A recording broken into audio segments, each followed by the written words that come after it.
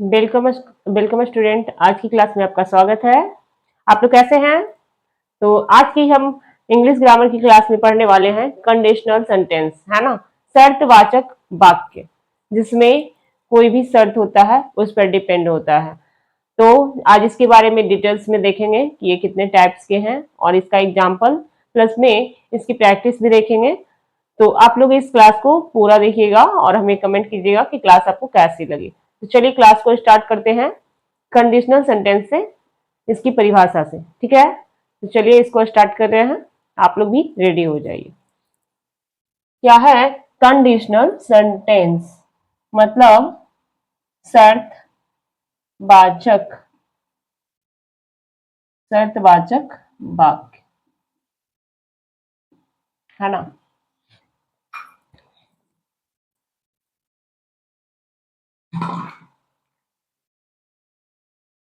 Conditional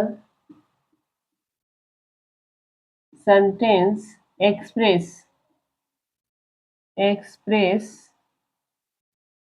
एक condition, क्या करता है? एक कंडीशन एंड इट्स रिजल्ट ये कंडीशन और रिजल्ट पर निर्भर होता है। द एक्शन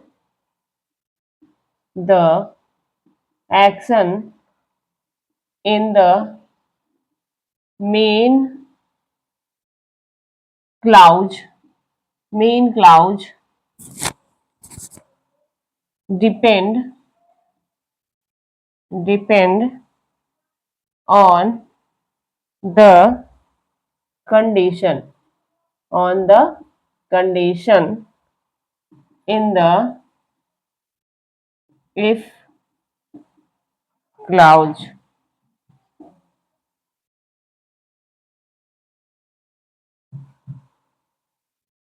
इसका उपयोग उन वाक्यों को दर्शाने के लिए किया जाता है ना। इसका उपयोग उन वाक्यों को दर्शाने के लिए किया जाता है जहां एक का काम होना होता है किसी दूसरे के शर्त पर, है ना। क्या? जहां किसी एक का काम होना होता है किसी दूसरे के शर्त पर, है ना। उसी को हम लोग कंडीशनल वाक्य कहते हैं। इसका दो मुख्य उपभाग्य होता है। Every conditional sentence has two parts. क्या? Every conditional sentence has two parts. कितने पार्ट्स? टू पार्ट्स होते हैं। पहला द इफ क्लाउज, जो कि क्या होता है? कंडीशन होता है। क्या होता है? कंडीशन होता है। दूसरा होता है द मेन क्लाउज। क्या होता है? द मेन क्लाउज, जो होता है क्या? रिजल्ट होता है ना। और इसके कितने टाइप्स हैं? चार टाइप्स हैं। There are four standard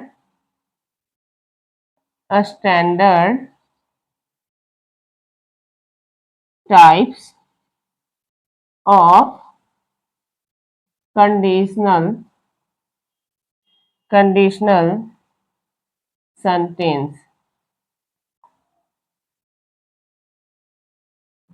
in English rank from type 0 to type 3, है ना। इसका चार टाइप्स होता है। रैंक इसका टाइप 0 से लेकर टाइप 3 तक है। तो चलिए, सबसे पहला आपका है क्या? Zero condition. क्या? Zero conditional. जीरो कंडीशनल जिसको हम लोग जनरल ट्रुथ मानते हैं, सामान्य सच, है ना। देखेंगे this type talk about things that are always true, always true, such as scientific search, scientific fact, law of nature, law of nature, and or general habit, general habit. तो इसका पहला जो जीरो कंडीशनल है, this types talk about things that are always true such a scientific fact, law of nature and general habits होता है ना। तो चलिए इसको और आगे देखते हैं, यहां तक आप देख लीजिएगा। तो हम क्या पढ़ रहे थे, जीरो कंडीशन। उसका उपयोग उन तथ्यों के लिए होता है जो जनरली सामान्यतः सच होता है ना। जैसे कि अब उसका स्ट्रक्चर देख लेंगे। उसका स्ट्रक्चर है, पहले तो हम इफ लगाएंगे plus simple present, simple present plus simple present. Example में देखिएगा बच्चों, एग्जाम्पल होगा इफ यू फ्रीज वाटर, है ना, इट्स टर्न इनटू आइस। यदि तुम पानी को फ्रीज करते हो तो वो क्या हो जाता है, आइस में परिवर्तित हो जाता है ना। ये जनरल ट्रुथ है ना। उसी तरह से क्या है, इफ इट रेन्स, यदि बारिश होती है, द ग्रास गेट्स वेट, तो क्या हो जाते हैं, घास उगते हैं, है ना। फिर है इफ आई वेकअप लेट, यदि मैं लेट उठता हूं या उठती हूं, आई मिस माई बस, मैं क्या मिस कर दूंगा या कर दूंगी, मैं बस को मिस करती हूँ। अगर मैं लेट उठती हूँ तो बस को मिस कर देती हूँ। तो ये था आपका जीरो कंडीशनल। अब है सेकेंड, फर्स्ट कंडीशन। क्या है, फर्स्ट कंडीशनल। फर्स्ट कंडीशनल जिसमें रियल फ्यूचर पॉसिबिलिटी होती है, रियल फ्यूचर पॉसिबिलिटी होती है। इसमें हम देखेंगे क्या होता है, this type talks about A realistic future situation, है ना, and it's likely outcome, it represents a possible condition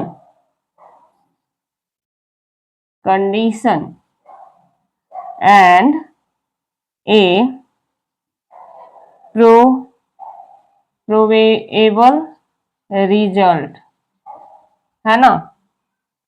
क्या बोल रहा है, जब इसका उपयोग वास्तविक स्थितियों के लिए होता है जो भविष्य में हो सकता है। हिंदी वाक्यों में दोनों हिस्सों में क्या होता है, गागे गीगे, और लेकिन अंग्रेजी में क्या होता है, इफ वाले हिस्से को हमेशा सिंपल प्रेजेंट टेंस से ही बनाया जाता है इसमें, है ना। ये क्या होता है कि ऐसी वास्तविक स्थितियां जो भविष्य में क्या हो सकती है, उसके लिए ये है। इसका स्ट्रक्चर्स या रूल देखिएगा।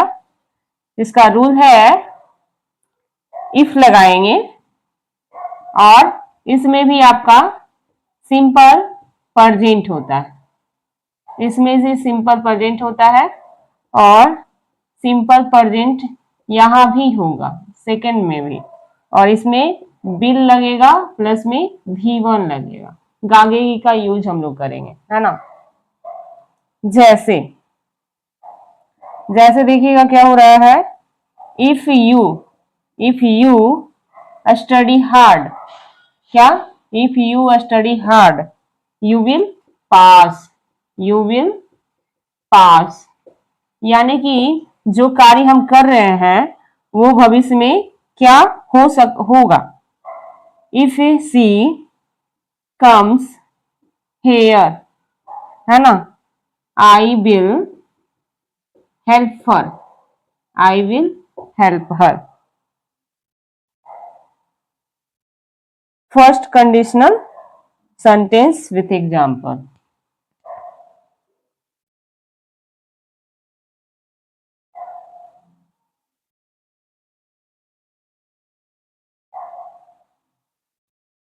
फिर है if I save enough money, क्या, इनफ मनी, है ना, I will by A car next year, क्या, नेक्स्ट ईयर, है ना।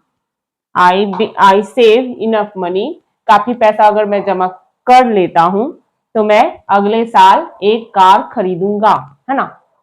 तो ये था आपका क्या, फर्स्ट कंडीशनल का रूल्स एंड इसका एग्जाम्पल। समझ में आया? तो चलिए अब आगे बढ़ते हैं। तीसरा है क्या, सेकेंड, क्या, सेकेंड कंडीशनल, क्या, सेकेंड कंडीशनल। ये क्या कह रहा है, तो ये कह रहा है it's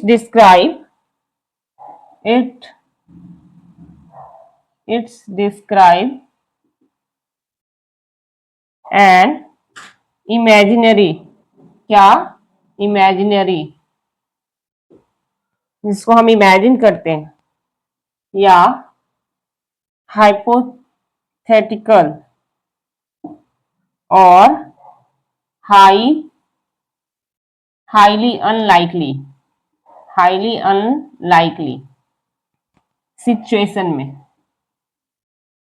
situation in the present और फ्यूचर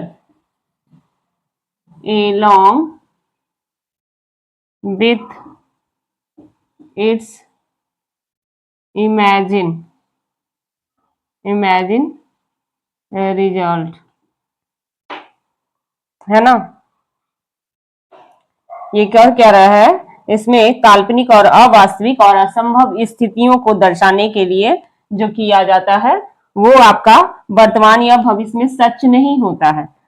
तो इसे क्या कर सकते हैं, एक कल्पना या इच्छा होती है, क्या होती है, कल्पना या इच्छा होती है। तो इसका रूल्स क्या है, देखिएगा, इफ लगाएंगे प्लस में सिंपल पास्ट लगेगा, क्या लगेगा, सिंपल पास्ट V2 या बेयर के साथ, प्लस में वुड लगेगा और फिर वर्ब लगेगा वो भी V1, है ना। तो ये स्ट्रक्चर है। तो उदाहरण में देखते हैं, पहला होगा, देखिए पहला से समझेंगे, if I won the lottery, है ना, क्या, if I won the lottery I would travel the world. अगर मैं लॉटरी जीत जाता हूं तो मैं क्या करना चाहूंगा, पूरी दुनिया का भ्रमण करना चाहूंगा। ये क्या है, इमेजिनरी है ना, वास्तविकता से कोई मतलब इसमें नहीं है। If I were you I would accept this job. क्या कर रहा है, अगर मैं तुम्हारी जगह होता तो मैं यह नौकरी स्वीकार कर लेता, एक्सेप्ट कर लेता। ये क्या बोल रहा है, if I were you I would accept this job. अगर मैं तुम्हारी जगह होता तो मैं नौकरी स्वीकार कर लेता। इसमें भी क्या है, रियलिटी नहीं है, असंभव स्थिति है।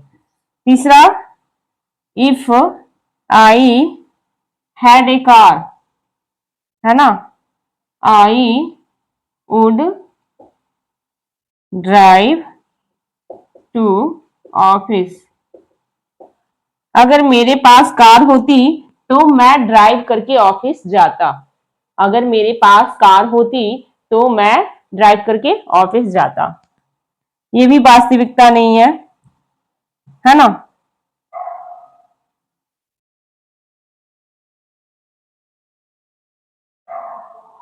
तो इस तरह से इसका सेंटेंस बनेगा, किसके आधार पर, तो इसके आधार पर, है ना।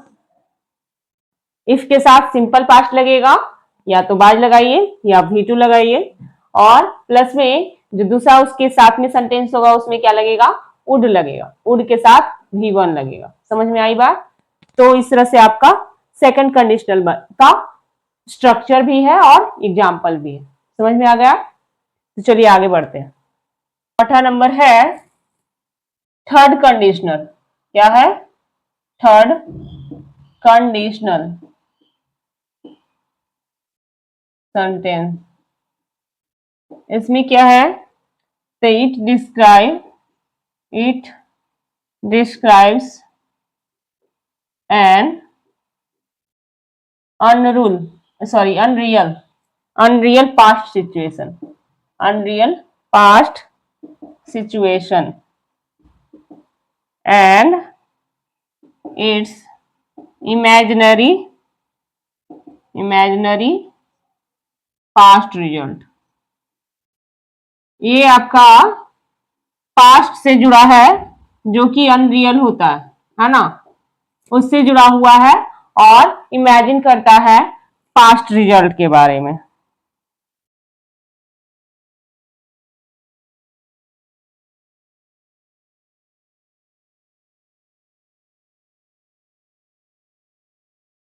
इसका उपयोग भूतकाल की एक ऐसी काल्पनिक स्थिति को दर्शाने के लिए किया जाता है जो कभी हुई ही नहीं हो, है ना।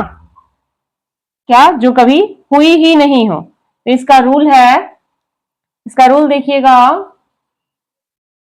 इसका रूल है इफ लगेगा ही, प्लस में past perfect, past perfect, past perfect में हैड लगेगा, प्लस में V3 लगेगा। देन उसके बाद जब सेकंड जो वर्ड सेकंड सेंटेंस बनेगा तो उसमें वुड लगेगा, वुड के साथ हैव लगेगा, और पास्ट पार्टिसिपल लगेगा, पास्ट पार्टिसिपल लगेगा। ये आपका V3 होगा, है ना। तो इस तरह से यह स्ट्रक्चर है और इसी पर आपका ये बनेगा। उदाहरण देखिएगा, उदाहरण में देखिए एग्जाम्पल में, if I had studied harder I would have passed the exam, है ना।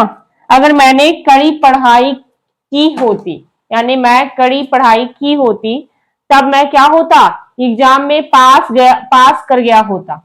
ये क्या है, जो कभी हुआ ही नहीं है उसके बारे में सोचा जा रहा है। फिर है if we had caught that flight, है ना, we would have died in the crash, in the crash. अगर हमने वह फ्लाइट पकड़ी होती तो हम क्रैश में मारे गए होते। ये क्या है? अगर हमने वो फ्लाइट पकड़ी होती तो हम क्रैश में मारे गए होते। ये भी क्या है? इमेजिनरी है और पास्ट है, जो कि कभी हुआ ही नहीं है।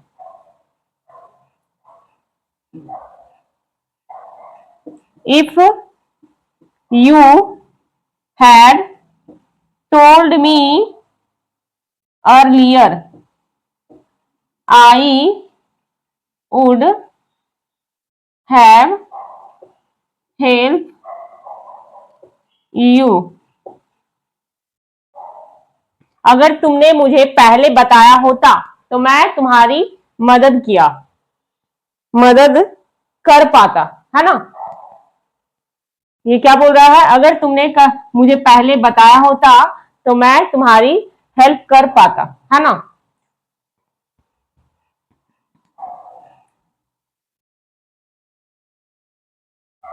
इसकी वास्तविकता क्या है? ये बोल रहा है तुमने मुझे कभी बताया नहीं, इसलिए मैं तुम्हारी मदद नहीं कर पाई। सीधी सी बात है। इसकी रियलिटी तो यही है, बट रियलिटी ये है, बट ये क्या है? काल्पनिक है और इमेजिनरी है ना। ये क्या है? काल्पनिक और पास्ट में है, जिसको हम सिर्फ इमेजिन करके सोच सकते हैं, उसके अलावा कुछ नहीं कर सकते। जो चीज पास्ट में हो गया होता है उसके बारे में सिर्फ सोच सकते हो, उसके बारे में और कुछ नहीं कर सकते हो, उसको बदल नहीं सकते हो। समझ में आई बात? तो ये था आपका थर्ड कंडीशनल सेंटेंस, जो कि आपका ये कंप्लीट हो गया। अब आगे बढ़ते हैं। पॉइंट्स है जिसको आप लोग याद रख सकते हैं, एक दो पॉइंट इससे जुड़ा हुआ, उसके बारे में मैं बता देती हूं। तो इंपॉर्टेंट फैक्ट, पहला है इंग्लिश में आप वाक्य के बीच से देन को हटा सकते हैं, देन को हटा सकते हैं, लेकिन अगर इफ होगा तो उसे नहीं, इफ को नहीं। ये कंडीशनल सेंटेंस में इफ जरूर होता है, और हिंदी में इसके विपरीत होता है। इसके विपरीत आप वाक्य की शुरुआत से अगर या यदि हटा सकते हैं, को हटा सकते हैं, लेकिन बीच से तो को नहीं हटा सकते, हटा सकते हैं। जैसे तुम आओगे तो मैं चलूंगा।